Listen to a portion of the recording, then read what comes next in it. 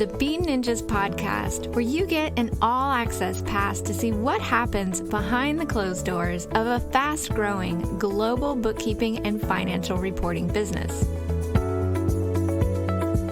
Welcome once again to another episode of the Bean Ninjas podcast, everyone. We are joined this week once again by CEO and co-founder of Bean Ninjas, Meryl Johnston, and she's giving us, as usual, another really transparent look into some of her own practices, what she's learned and what she does. And this week specifically, we're talking about her personal finance practices.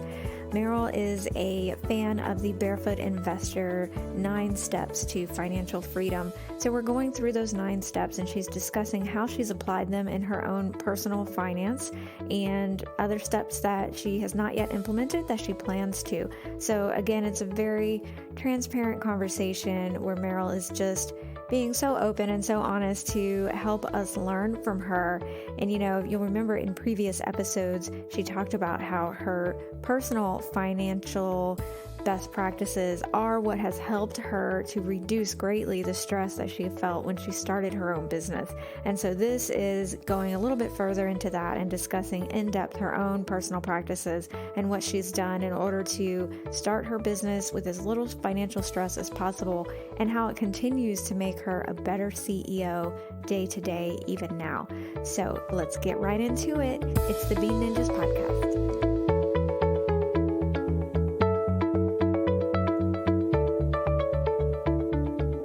Welcome to another episode of the Bean Ninjas podcast. I'm Elizabeth Powers here with my co-host, CEO of Bean Ninjas, Meryl Johnston. How are you, Meryl?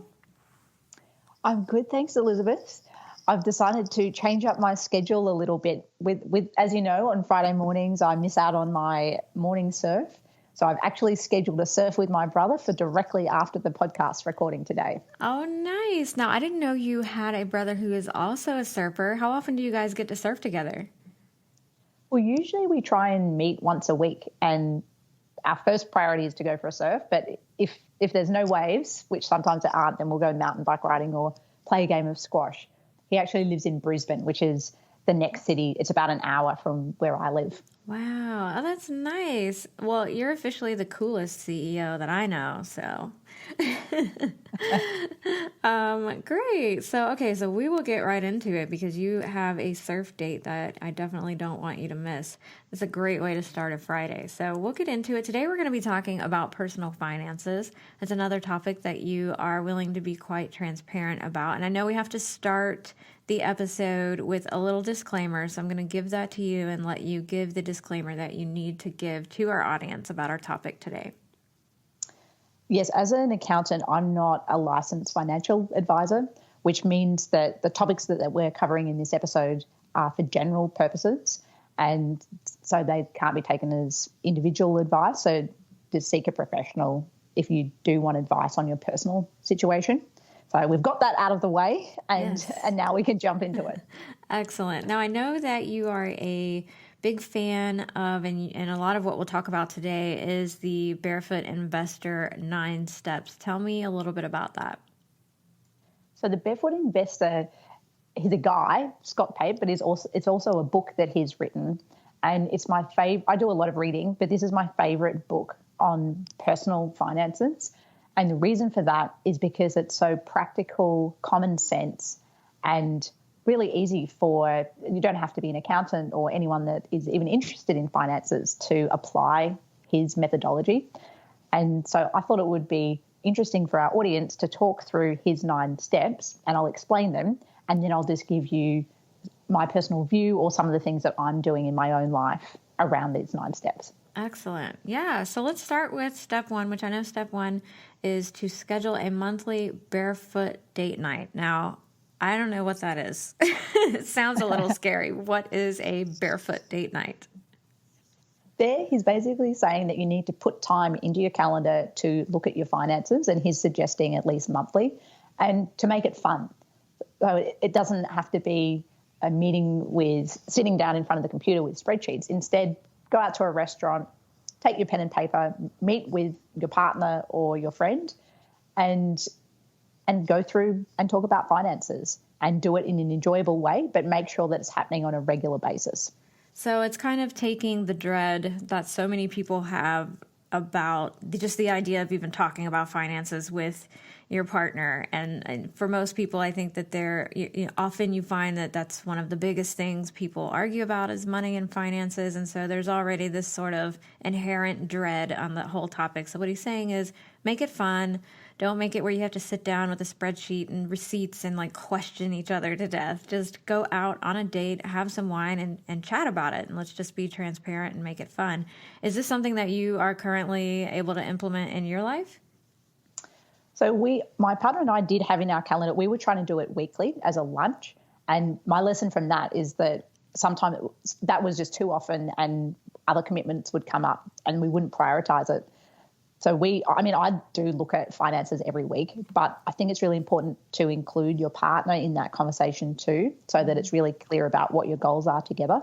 And so while I feel like we do that, we're not, and we did try with the lunch meetings, I think that's something that I actually need to set up again. And with this podcast, I'm not wanting to approach it as though everything that I'm doing is perfect. It's more, let's talk through these steps and I'll share what has worked for me and what hasn't. So some of these things I might not be doing well myself.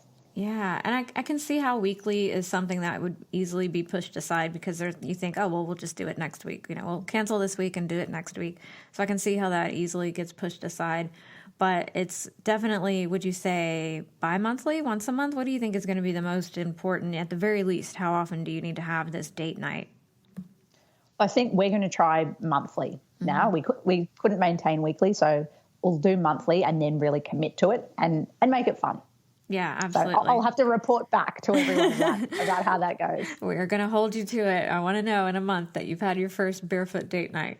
And I think that's fair. I think 1 month, nowadays there are plenty of apps, and we can get into if you have any apps that kind of keep you on your toes with your finance planning and sort of bank accounts and whatnot. But I think once a month, I think is a good starting point. And then once that's comfortable and sort of the fear has been removed, if you need to increase the frequency within that month, I think that would be a great way to go. Step number 2 is setting up buckets. What are buckets?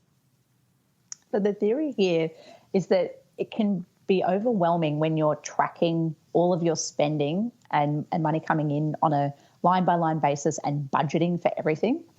And so instead of having a budget for telephone costs, a budget for food, a budget for this and that, which most of the time people don't seem to stick to anyway, this is just a big picture approach. So he's saying you want to have what he calls the blow bucket for blowing on your regular living expenses. So that's for things like rent and food, electricity, car costs. There's a second bucket, which is grow, and that is to build long-term security and wealth. And then the third bucket is a mojo bucket, and that is really to give you a feeling of security so that if something happens, it's safety money, and you keep that in a separate bank account so you can't even see it when you log into your daily banking. And that's where you might start to accumulate a number of months of living costs over a period of time so that if something happens, you know that you've got that money tucked away for those emergencies. And it's different to where the type of investments or where you would hold the money in the grow bucket. So just to recap, there was the 3 buckets. One is blow, and you just take a percentage of your income, and that goes into that bucket to cover costs, your living costs. A grow bucket, which is where you're saving for investments, and then the mojo bucket, which is just a safety bucket of savings that are there for an emergency. And that's the bucket that I kind of want to ask a couple of follow-up questions about, because I've heard a couple of different theories about at what point do you dip into that safety money, which he calls the mojo bucket. I know I've had some friends that have a fair amount of savings, but if there's something that's maybe $5,000 or $8,000 that they weren't expecting, maybe a medical expense, I've seen people do 2 different things. I've seen some people go get a credit card so that they can keep the actual cash that they have in their mojo or safety money account. And then I've seen other people just dip into that safety account. What's the threshold for that, do you think? So I think, in my opinion, that's what the account is for. If you have an unexpected medical cost, then it is to cover those kind of things. And I'd also look at the interest rate. So you're probably earning interest because it's likely to be in a high interest account, or hopefully you put it in there. But the interest that you're earning on that is going to be a lot less than the high interest rate that you would pay on a credit card. So generally, I would try and eliminate use of credit cards unless you're paying them. I mean, I do have credit cards, but I pay them off every month, so I'm never paying any interest. And I think credit cards are a bad form of debt or funding purchases. So if you can avoid them, then I think it's better that if you can. Yeah, absolutely. I agree with you on that. Okay, so step number 3 is domino your debts. What does that mean? So I can picture this. So he's basically saying line up all of your debts and then knock them down one by one. And I like, or he kind of describes it, there's good debt and bad debt. So some debt you want to pay off faster than others. So things like your mortgage or student loans, leave that till last, but start off with all of the small debts and pay them off. And gradually you'll get momentum and domino all of those debts. And I think that will feel amazing when you're debt-free. And something that relates to this would also be car loans. And there's a blog post that the guys from the Tropical MBA podcast have written about this, and they call it the Entrepreneurmobile. And basically, as entrepreneurs, they're recommending that you buy, or they say, what is the cheapest car your ego can afford? Basically saying, don't waste money on a car while you're trying to grow a business. And that I will link to that blog post in the show notes, but that's got some calculations in there and some recommendations about paying cash for cars and how to go about reducing what you're spending on something like a car while you're establishing your business. Absolutely. So an interesting read. That is so funny because it is kind of, I worked in Silicon Valley for a while, and it was just kind of this little joke like, oh yeah, his startup just got some funding, so he just got that car. And you could kind of always identify those guys by the car that they were driving. So it's kind of funny that they have an entire blog post about that. And it's true. I mean, you really do have to kind of be careful about, what type of money you're spending on something that's not going to turn around and make you money or increase in value. And cars really do that. So that's funny. I'm really ready to read that blog post. I think it'll give me a good chuckle having worked in Silicon Valley. Step number 4 is buy your home. Now, I'm kind of surprised that they got to buy your home so quickly. I mean, I see what they're doing, with steps 1 through 3, which I'm like, okay, those are good. I can handle those. I can pay down my debt slowly with the dominoes. I can start putting some money in savings, but now I'm buying a home so fast. Tell me a little bit about how the author has set this up and your experience with it. Why does it work? I mean, is it as fast as step number 4 or steps number 3 take 10 years? How does this work?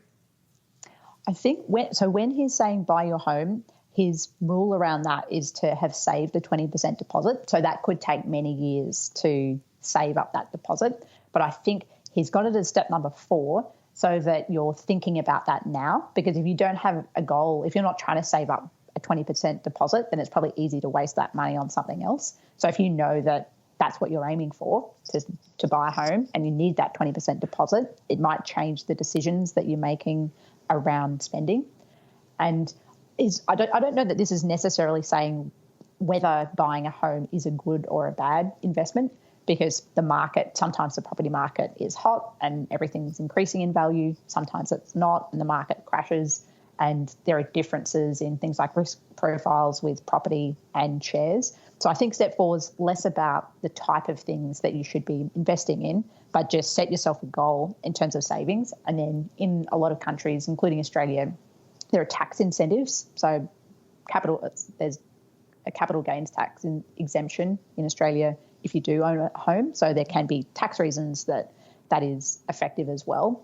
But it was interesting in my case, I was only just very recently, in fact, we've talked about it on the podcast. I only recently purchased my first home, and that was a conscious choice that I made while friends around me have been buying houses for 10 years or more. And I was sometimes the only one that wasn't, but I wanted to have that cash flow available for business. And so I think that some of these steps can be slightly different for business owners in terms of whether you need to have some working capital available for your business. Absolutely. Yeah, and I think that's an important point to make is as much as people always say, oh, buy a house, invest in a house, you want to own property, that's the best thing to do with your money. That's not true across the board. And depending on, like you said, the housing market in the area where you're purchasing at the time that you're looking to purchase and what you're doing with your business life and what kind of savings you have after you've saved up this 20%. And then too, I have aging parents and, they have a nice big house and, they've got some people telling them, oh, you should just buy a smaller house. And then other people suggesting, no, just buy a condo because at your age, you don't want a lawn and a roof and plumbing that you have to deal with. You want to have a homeowners association that handles a lot of those things for you. So definitely not saying across the board buying a house is the best thing to do with your money. It's definitely something that you have to look into personally and where you are in your life and your career goals and your savings. So I love that you made that apparent because so many people just, oh no, you have to buy property. That's the way to invest in property. And it's not always that way. Step number 5 is increase your super to 15%. And super is Australian specific language, but it's similar to a 401k in America. Mm-hmm. And in Australia, there's tax reasons, there can be, for putting money into super. There's different tax rates that superannuation funds pay. And so that's one of the reasons. And I think also Scott's argument is that if you set up so that your wages or if you're paying yourself through a business and it's going directly into the superannuation fund, soon you won't even know that you've missed it. The money's gone straight there, you never saw it, and you're gradually building an investment profile there. And I wanted to talk about superannuation as it relates to business owners. And I think that a mistake that many business owners make is that they don't pay themselves wages or they pay themselves through another form like a distribution, and so they're not paying themselves superannuation. And they could have a business for 20 or 30 years, and if they don't make good decisions with their investments, then they might not have a retirement fund. So I'd actually would recommend, actually I probably can't make recommendations, but what I do in my case is pay myself a wage and have superannuation gradually accruing now. Mm-hmm. And I think that is important. Yeah, very smart. I love that. Thank you for mentioning that. Step number 6 is boost your mojo to 3 months. So tell me, how's that work? Is that something that you're currently doing? And what do you think is the best way to go about that? This was something that I suppose I've always been a saver. So since I was 10 years old or when I had pocket money, I was always saving. And so for me, I had a Mojo account by default because I'd been saving for many, many years before I started my business. But something that it did help me with, so I had more than 6 months of living expenses saved up before I started my business. And in the early days, that was really helpful to me in having a buffer and knowing that the money was there. But I actually also, when I wasn't earning enough, paid myself a small amount, paid myself an extra $200 a week out of that savings account just so I didn't feel bad about overspending every week. Right. So smart. I love that. Yeah, that was actually a mindset thing. It was only after a few months of feeling down on myself when actually I shouldn't have been, because I was reinvesting money in the business, which was why I wasn't paying myself enough to cover living expenses. Right. But it made me really uncomfortable because I had always been a saver. And so it was really just a mindset change. But it made me okay with investing in the growth of my business.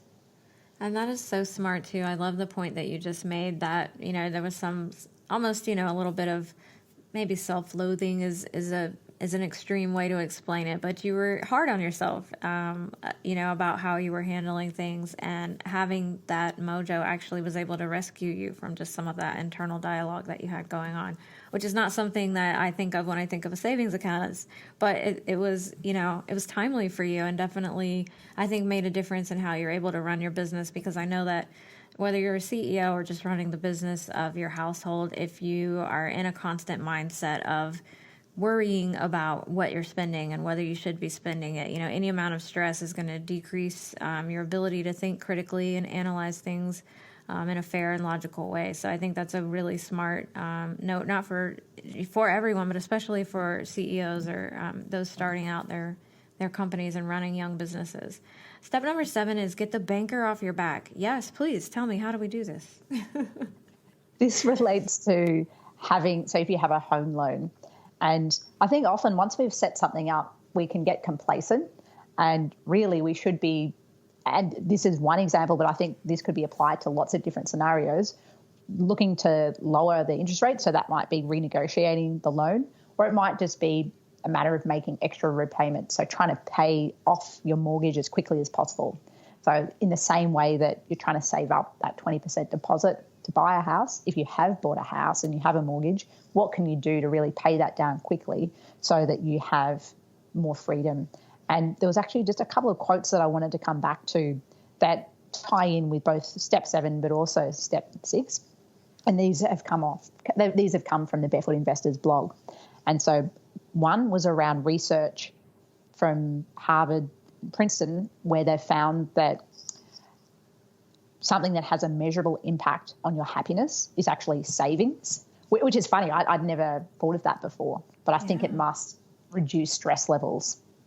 Absolutely. That would reduce my stress levels if I knew that I had 3, 6, 12 months, because kind of like what you were just saying, it's even if you never actually dip into it and spend it, even if you don't find yourself 3 months with no income, knowing that it's there kind of gives you the opportunity to exhale and think about something else, and focus on something else. So I can definitely see how that's true. I love that they thought to study that. Yeah. And it really ties in with a Bean Ninja's value, which is around freedom. So the next quote is, they've gone on to say that the reason for that is because savings equals freedom. So when you've got money in the bank, you're free to live life on your own terms and you have the power, you call the shots. And I really like that quote too. And as I said, that ties back into one of the 3 Bean Ninja's core values. And one of those is freedom, which comes back to having control over your own destiny. So it's not just about saving a bit of money, it's about creating freedom for yourself. So money can't buy you happiness, but it can help you feel the happiness that's available to you in your life. It can free you up to feel that instead of feeling stress. Now, I think those are really great quotes. And it's true. Knowing that you don't have to stress about paying this month's bills, next month's bills, next quarter's bills, it does give you freedom. It gives you freedom to focus on other things. It gives you freedom to be creative. I am an artist is one of my hobbies, and anytime I have, to really stress out about something like finances or, something that is a regular thing, I have 2 things that I absolutely loathe. One is balancing my bank account, and the other is grocery shopping. I'm one of those people that thinks the grocery store doesn't make sense. There's no food. It's just a bunch of ingredients to make food in there, and I don't cook, so it stresses me out. But anytime I go and I get my groceries for the week and it's done, I'm like, okay, now I can focus on this painting that I've been wanting to do or this project around my house. And so I think it's the same with having that mojo money in the bank. It frees you up to put your energy and thinking and priorities into something else. And that is freedom. So I love that. Excellent. Okay, so we talked about step number 7. Step number 8 is nail your retirement number. What does that mean? What's a retirement number? So what do you need to retire on? And when we're in our 20s or 30s, often we're not really thinking about retirement and what that number might be. But in entrepreneurship communities, there's a term called, or a theory, the cult of early retirement. And that's about people trying to create freedom in their lives now so that they can choose to retire at 30 or 40. And it's more about creating the choice. Many of them love working, so they're not actually going to retire, but it's about creating the choice that they can continue working or not. And so there's different ways that you could calculate that number. And again, we'll link to some blog posts around that. But there's a number and whatever that is, which is what you would need to cover your living costs, provide for your family if you were living from investments. And there's another article that I like that kind of ties this topic into entrepreneurship, and it's called The Cult of Early Retirement versus the Cult of Entrepreneurship.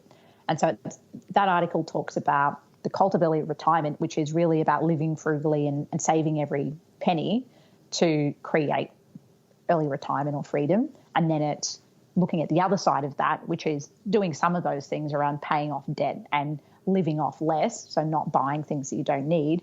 But instead of trying to save 50% of your income, it's about creating a business that provides the financial freedom so that you can retire, or it's more about that retirement choice rather than actually retiring. Sure. I love that. Step number 9 is about leaving a legacy. And I think, legacy means something different for everyone. How have you, or how do you plan to implement step number 9 in your life?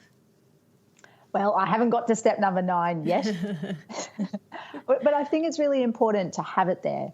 And the reason for that is steps 1 to 8 are all about finances and what can you do for yourself and your family.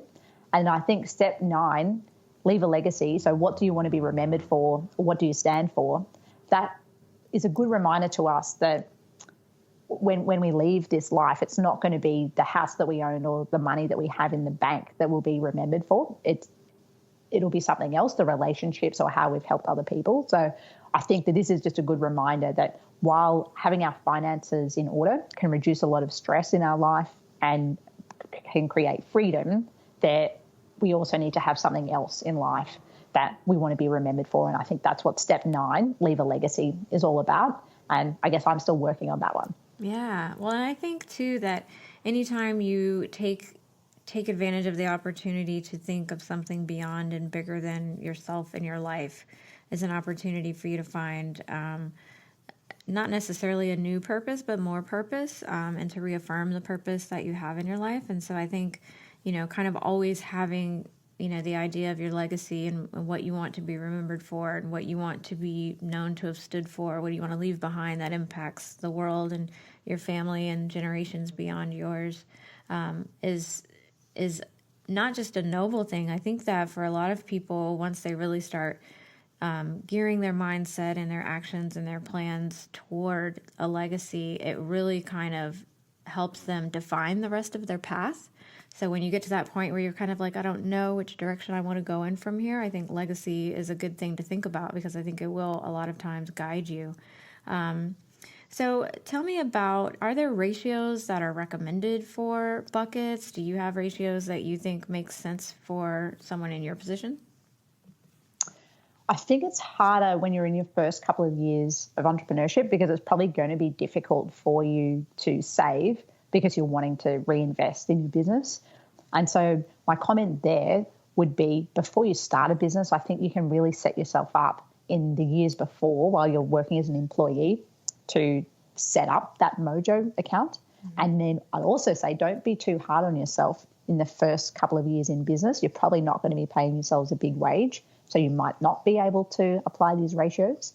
And then when you do get to that point and you are paying yourself a regular wage, then the Barefoot investor is recommending that about 60% of your income is used on living costs. He's not saying that you need to save the rest. He's saying, well, save about 20% and then splurge. So have some money that is set aside for short-term fun, like going to concerts or buying clothes or whatever it is, and 10% that is there for holidays and other things. So he's saying go out and enjoy life, but just be mindful of your money and try and reduce costs where you can and think about your retirement. But you need to live life now as well and enjoy what you're doing today, not just life in 20 years' time.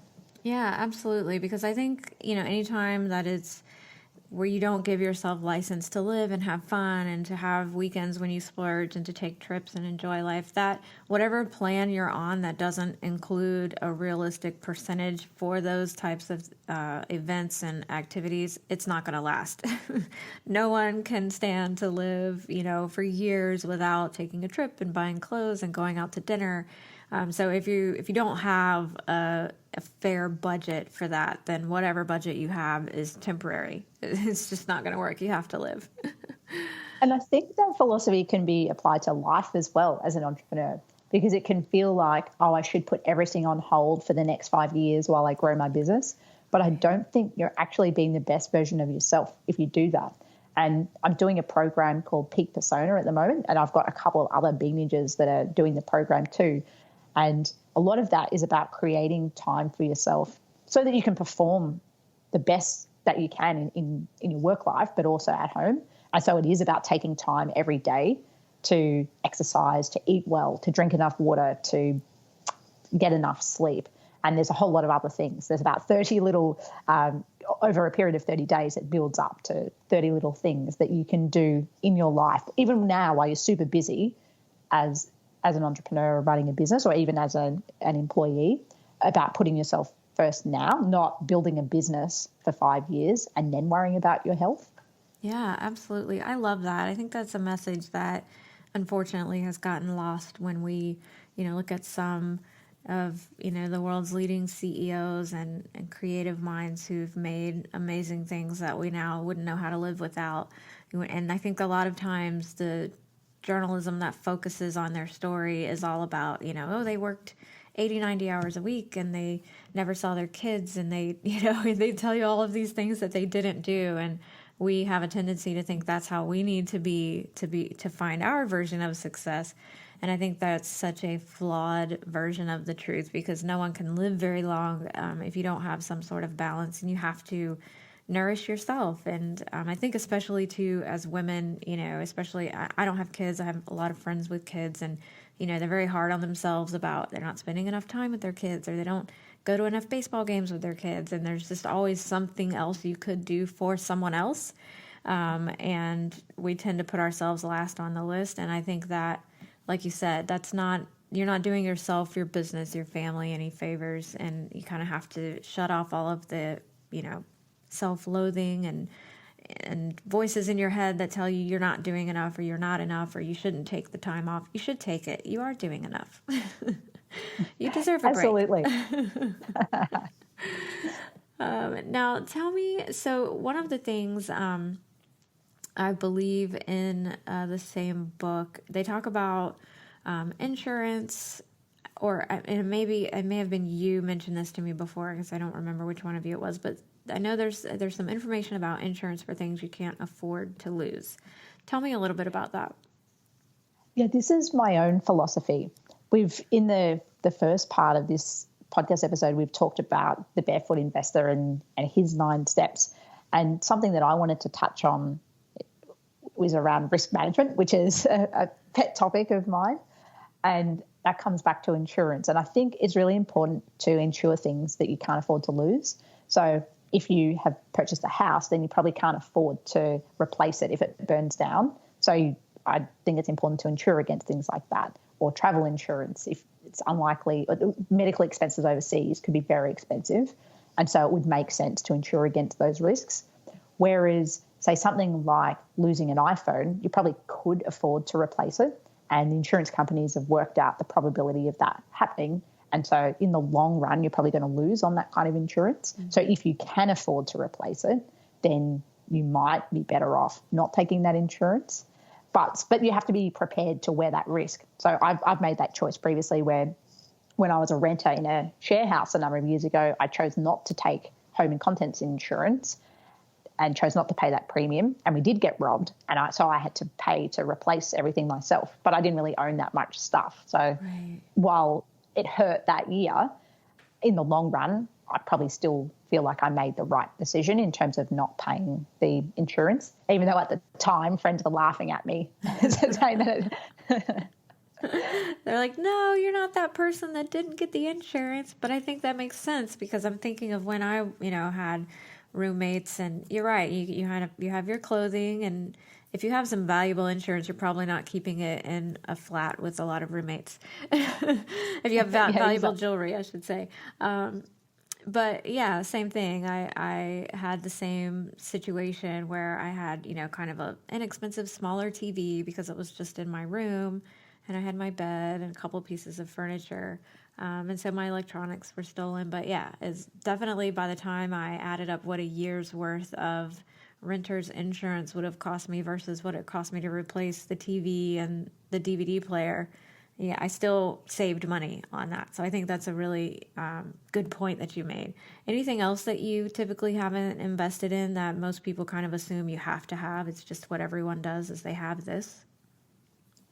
Not that I can think of, but I did just want to point out with insurance, the main point there wasn't necessarily, is to get insurance to mitigate your risks, but it is just to think through what you actually need to insure. So just because someone else is saying that you need insurance on something, actually think through whether the numbers make sense. But definitely do think about what your big risks are. And so if you do run a business and you're the sole provider, then maybe you do need some kind of insurance to protect your family against you getting sick or getting injured. And so it's really about, people apply risk management to business situations, but also I'd apply it to your personal situation as well. And what are the major risks to you and your family, and how can you mitigate those? Gotcha. Yeah, really good information. Really good point to clarify as well. Tell me a little bit about your own views and touch on a little bit about investing. So I wouldn't say that I'm any kind of expert investor. And I've dabbled a little bit in shares over the years, and now I'm a homeowner and I also manage superannuation. So here, I didn't want to present myself as an expert on investing, but I think that if we're talking about personal finances, then we do need to mention investing, because if you're making all of these good decisions around your money, you've built up the Mojo account, you've saved up the 20% deposit for your home, and then the next step when you have saved up additional money is, okay, well, where do you invest that? And you might have a small business, and so that would be a major investment. But one of the theories of investing is around diversification. And that's about spreading your risk. And if all of your money is tied up in a business, then maybe you're not as diversified as you could be. And so other areas that you can invest would be in things like shares. And as I'm not an investing expert myself, I'm going to defer to Warren Buffett, who is a very well-known investor. Yeah. And what he talks about to people who are not institutional investors or experts is, a quote from him is, the trick is not to pick the right company. The trick is to essentially buy all of the big companies and do it consistently. And to do that, you can do that through things like index funds, where the fund actually buys shares in all of the major companies on the S&P or the ASX, and you're not paying significant management fees like you would in a truly managed fund. So again, that's not financial advice. That's a quote from a well-known investor, and something that is worth investigating for yourselves. Absolutely. And of course, if we're talking about investing, I have to ask you, what are your thoughts, and have you looked into very much cryptocurrency as an investment? That was interesting. So my brother's really into cryptocurrency, and would be 2 or 3 years ago, he was saying, get into Bitcoin and things are going to take off. And my position at the time was, well, yes, it probably is going to take off. But if I want to invest in cryptocurrency, I don't know anything about it. So I've had to learn about the accounting side of cryptocurrency, blockchain, but I don't know that much about it. Am I going to invest in something that I don't know much about, or am I going to do the research to learn about it? And then I decided, well, I'm actually better off spending that time, instead of researching blockchain and cryptocurrency, I'm better off spending that time in my business. So I chose not to invest in something that I didn't know much about. And as the Bitcoin price was skyrocketing, I was kind of thinking, kicking myself. But then I thought, no, that's true to my investing principles, that I think you need to know a little bit about it before you put your money there, because otherwise it's just like gambling. So I could have listened to other people's opinions about why it was going to go up and just bought some. But I felt like I didn't know enough and didn't have the time to research. But I think blockchain and cryptocurrency is really interesting, and we might actually, we've got someone that's interested in coming on the show to talk about that, actually. Nice. Down the track. Excellent. Well, I love that you said, again, with full transparency, that you had someone in your life nudging you in that direction, but you stayed true to your own philosophies. And And, it's definitely one of those things. It doesn't appear to be going anywhere anytime soon. So once you get all of your buckets overflowing and full, if you wanted to revisit that, you could. But yeah, it's an interesting entire new. I used to work for Bank of America in the investment analyst department, and I wasn't there when cryptocurrency was something that banks started to actually realize they needed to learn about and facilitate. But I often think now about what in the world is going on over there, that they're trying to catch up to what cryptocurrency has become and the boom that they're having in that space. So excellent. Well, Meryl, thank you so much for another really fascinating episode, and we covered so much. I know we have some links that we'll include in the show notes. Any closing thoughts that you have for us? I think that it's important to take control of your own personal finances. So you can rely on other advisors, but really educate yourself about it. So read books like The Barefoot Investor, read things from Warren Buffett and learn about it. And also be disciplined with your spending, but have fun. Absolutely. Yes. Don't forget to live life. That is important. Live life today and make sure you can afford life tomorrow. Well said. Awesome. Well, thank you so much. I look forward to talking with you again next week. Have a great week, Meryl. Thanks, Elizabeth. As usual, a really big thank you to my co-host, Meryl Johnston, and is also the CEO and co-founder of Bean Ninjas. Don't forget to check the show notes. We're going to link you to Scott Pape's 9 Steps to Financial Freedom and the Barefoot Investor we talked about in this episode, as well as a couple of blogs that Meryl has written on similar topics. Don't forget to follow the Bean Ninjas blog. Go there to beanninjas.com/blog. Follow us on Twitter at Bean Ninjas and like our Facebook page as well, so you can keep in touch with all of our day-to-day and week-to-week updates. And then join us right back here next week for another episode of the Bean Ninjas podcast.